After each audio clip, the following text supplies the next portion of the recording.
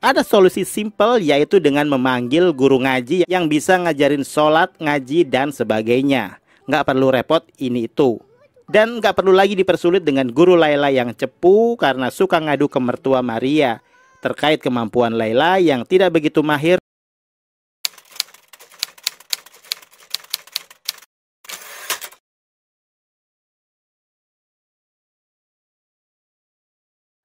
Lu pindah Islam aja. Salam sinema sahabat sinemalogi. Jangan Panggil Mama Kafir adalah film drama yang disutradarai Dian Sunu Prastowo. Film ini dibintangi Michelle Judith, Giorgino Abraham, Elma Theana, Humaira Zahra, Indra Birowo, TJ Ruth, Gilbert Patiruhu, Prastiwi Dwiarti, Kanesia Yusuf, Dira Sugandi, dan lain-lain. Pertemuan Maria yang diperankan Michelle Judith dan Fafat yang diperankan Giorgino Abraham di sebuah gereja di malam Natal membuat takdir mereka berubah. Maria tak menyangka kalau hubungannya dengan Fafat membawanya pada hubungan beda agama. Keduanya saling mencintai dan memutuskan untuk menikah. Ketika putri mereka lahir dan masih belum genap setahun, Fafat meninggal dunia dalam kecelakaan. Maria pun seorang diri dengan sabar membesarkan putrinya Layla yang diperankan Humaira Zahra sesuai ajaran Islam yang pernah dijanjikan kepada mendiang suami. Namun Ustazah Habibah yang diperankan Elma Theana melihat upaya Maria dalam mendidik Layla dengan ajaran Islam masih kurang. Karena itu ia ingin mengambil dan mendidik sendiri cucunya itu. Setelah suami, apakah Maria juga akan kehilangan anaknya? Kalian bisa membantu kami dengan klik tombol Super Thanks di bawah video. Kami akan sangat berterima kasih atas berapapun nominal saweran yang kami terima. Jangan Panggil Mama Kafir nampaknya memiliki kans untuk bisa menjadi film laris box office Indonesia karena mengangkat isu sensitif tapi dieksekusi dengan cara cari aman.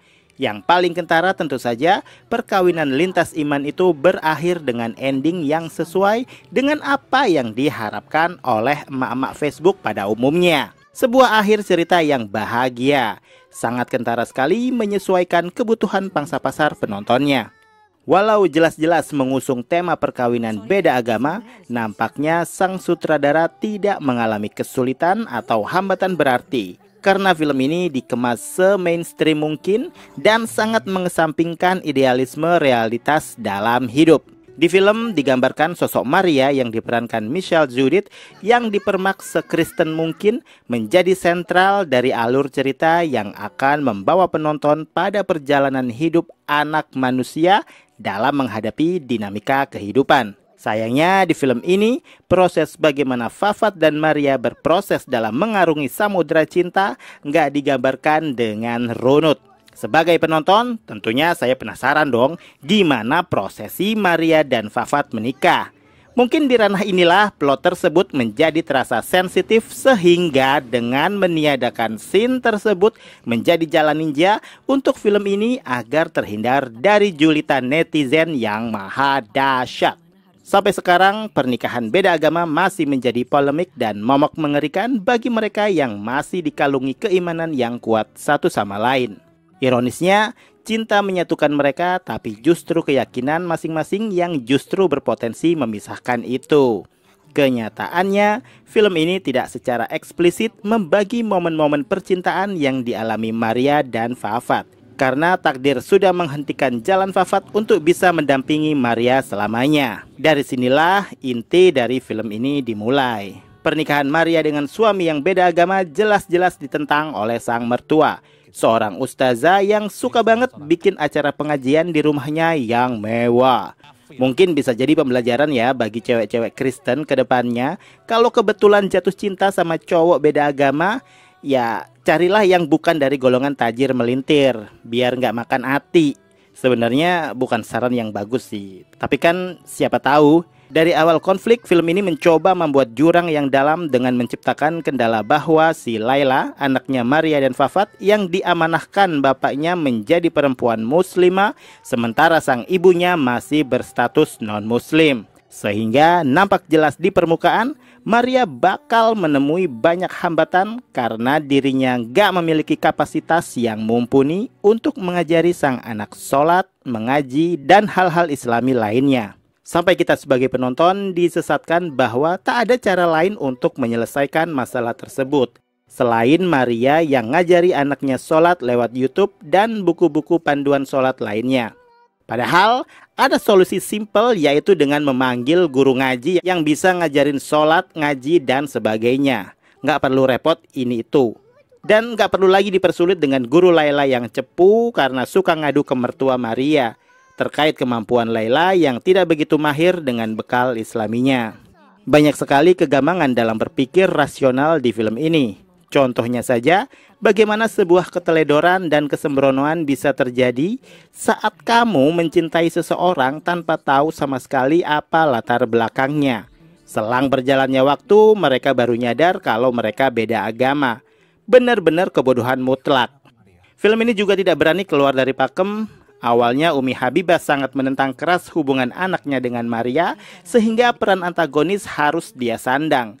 Namun karena penonton Indonesia kebanyakan gampang terprovokasi dengan segala peran dan cerita, makanya peran antagonis itu pun pelan-pelan bergeser ke kuasa hukum Umi Habibah. Sehingga secara nggak langsung penonton tidak sepenuhnya membenci ibu mertua Maria, tapi sudah langsung full kepancing amarahnya ke kuasa hukum yang sangat sinetronis banget. Bener-bener dibikin kayak nggak punya perasaan dan sangat arogan. Michelle Judith menjadi nyawa di film ini. Dia sanggup membawakan dengan karakter khas yang sering dia mainkan. Tangisan, tangisan, dan tangisan. Bisa tangisan sedih, tangisan penyesalan, tangisan kebahagiaan, tangisan ketakutan, tangisan penuh amarah, hingga tangisan kerinduan. Meski hanya tampil tidak penuh, Giorgino Abraham juga tidak canggung memerankan Fafat yang santun, sebuah karakter yang sangat tipikal sekali untuk film-film yang memiliki bumbu-bumbu Islami. Baik, sopan, santun, berbakti pada orang tua, ramah, dan penuh kasih. Karakter yang diidamkan ABG rebahan dan emak-emak Facebook. Humaira Zahra yang memerankan Laila sanggup mencuri perhatian dan benar-benar menjadi kejutan di film. Sayangnya ada konteks yang kurang tepat untuk menjadi materi dialog untuk anak yang masih kecil banget. Anak sekecil itu sudah harus tahu apa itu kafir. Takutnya kalau udah gede, ntar kerjaannya ngafir-ngafirin orang. Melihat track record seorang Dian Sunu Prastowo yang sempat bikin saya kapok gara-gara film ketindihan sama Utusan Iblis Kapan Hari, kemunculan namanya di kredit sebagai sutradara film ini membuat saya yakin jangan-jangan Dian Sunu ini hokinya nggak habis-habis. Hampir semua filmnya nggak ada yang bagus menurut saya, tapi tetap aja masih berproduksi. Apakah ada sesuatu? Jangan panggil saya tukang julid ya, tapi kenyataannya yang saya lihat memang kayak gitu. Pada akhirnya Jangan Panggil Mama Kafir hanyalah film drama berbalut religi yang benar-benar main aman. Gak berani bikin terobosan baru, sangat mengikuti pakem. Seakan ada konsep bahwa agama selain mayoritas harus manut-manut saja dengan segala cerita yang disajikan. Skor dari saya. Demikian video reaksi dari film Jangan Panggil Mama Kafir yang sudah tayang di bioskop. Silakan like, komen, dan subscribe kanal ini. Cek juga akun-akun media sosial Sinemalogi. Dan jangan lupa, bersinema dahulu, berbahagia kemudian.